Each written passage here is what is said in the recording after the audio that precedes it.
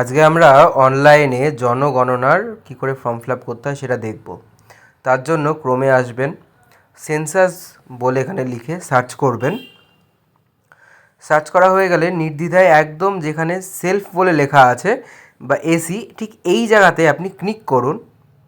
Click করার পরে একটি ওয়েবসাইট খুলবে। ওয়েবসাইট খুলতে একটু দেরি হতে পারে, কারণ এখন সবাই জনগণনা করছে, সুতরাং সার্ভারে একটু লেট হচ্ছে। তো এই যে পোর্টাল চলে আসলো, পোর্টাল আসলে এখানে আপনার রাজ্যের নাম লিখতে হবে। তো আমরা রাজ্যটাকে সিলেক্ট করে নেব।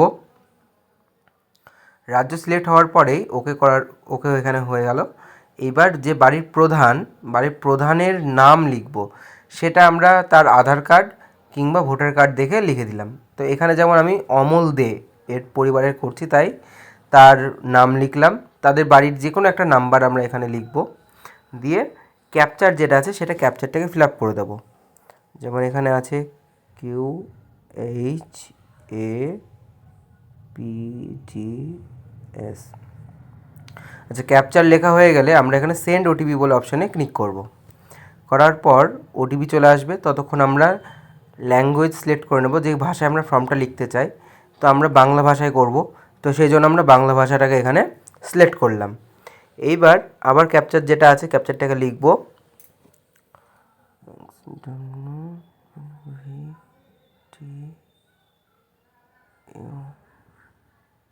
এতক্ষণ আমাদের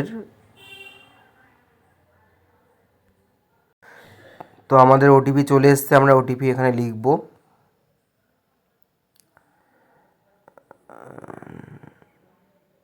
আমাদের ওটিপি লেখা হয়ে গেল। এইবার আমরা সাবমিট ওটিপি করব। তারপরে ঠিক এখানে একটুখানি ওয়েট করলে দেখতে পাবো যে আমাদের এখানে জেলা আর পিনকোড লেখার জায়গা চলে এসছে। অনেক সময় সার্ভারের জন্য এখানে কোনো অপশান দেখতে পাবো না, তাই এটাকে পেজটাকে রিলোড করে নেব। যখনই পেজটাকে রিফ্রেশ করব, তখনই ওকে করে দিলেই তখন দেখতে পাবো জেলাতে আমাদের সব জেলার নাম চলে এসছে। আমার নদিয়া জেলা লিখলাম। তারপরে পিনকোড, এলাকার পিনকোড দিয়ে দেবো 69। এইবার এখানে ম্যাপ দেখতে পাচ্ছি, ম্যাপের এখানে লিখবো আমাদের ল্যান্ডমার্ক, মানে আমাদের বাড়িটা কোন জায়গার কাছে, ব্যাংক, মন্দির, মসজিদ কি হসপিটাল, স্কুল, যাই হোক এখানে তাই লিখবো। তো আমি এখানে একটা ঠিকানা লিখলাম। ঠিকানা লিখে অনেকগুলো নাম চলে আসলো, আমরা সেখানে এটাকে সিলেক্ট করব। এবার ম্যাপে গিয়ে দেখব যে লাল একটা বিন্দু আছে।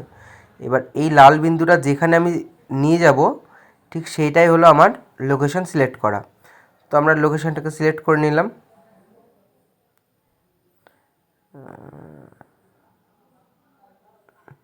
লোকেশন সিলেক্ট করা হয়ে গেলে আমরা এখানে ওকে করে দেবো। তারপরে এগিয়ে যাব, হ্যাঁ করব। হ্যাঁ করার পরে এবার প্রশ্নগুলো চলে আসলো। আপনার বাড়ির মেঝেটা কিসের?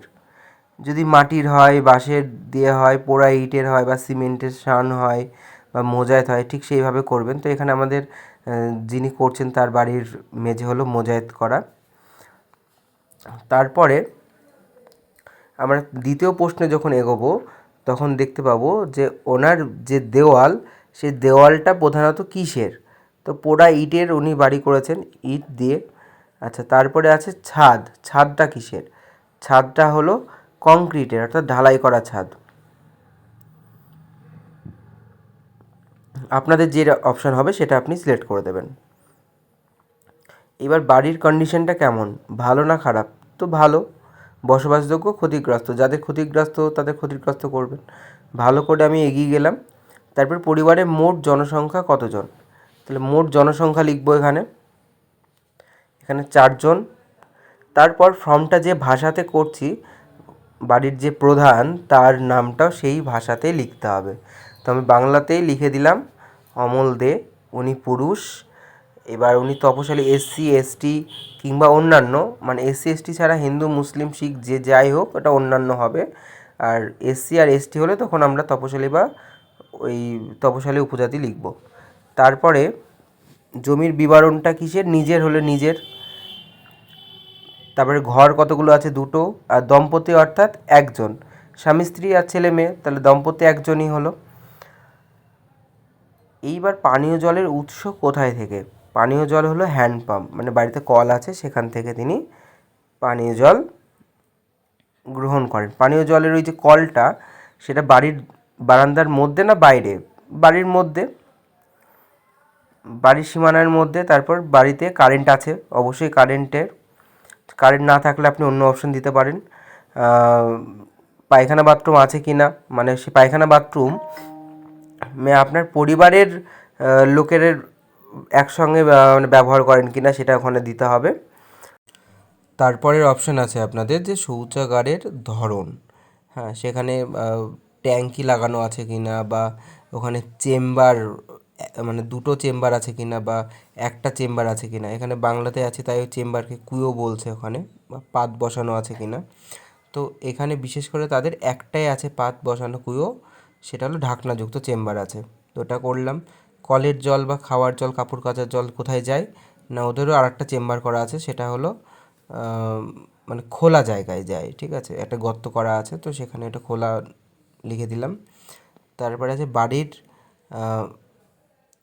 চৌহদ্দির মধ্যে মানে কোনো স্নানের ব্যবস্থা আছে কি না।